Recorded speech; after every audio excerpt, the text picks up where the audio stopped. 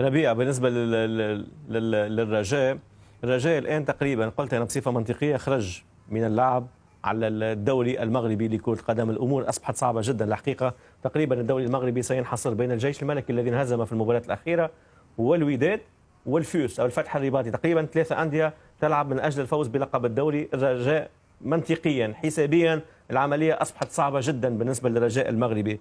الآن سيكون التركيز على الشامبيونز ليج الإفريقية. ربيع، هل ترى أن هذا الأمر يخدم مصلحة الرجاء أم أنه ممكن يسلط ضغط إضافي على الرجاء المغربي باعتبار الفرصة الوحيدة لإنهاء الموسم كأفضل ما يكون؟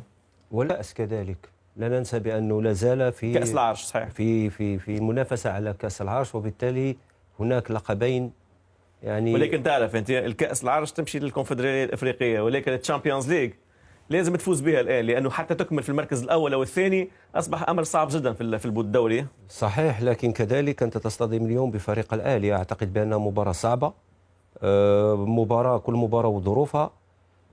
الأكيد بأنه من خلال مسار الأهلي في دور المجموعات منذ الكبير عنده فكرة على مستوى ممكن الأسلوب الذي يكون هو الأمثل من أجل أن يواجه فريق الأهلي المصري.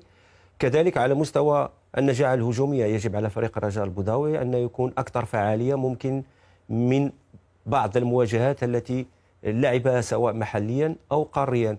والأكيد بأنه لما تواجه الأهلي يعني تقريبا أقوى فريق على المستوى القاري وأكثر تتويجا، فأعتقد بأنه يجب أن يكون الرجاء البيضاوي ولاعبوه في أحسن يومهم، في يوم مثالي، من أجل إن شاء الله أنه يتجاوز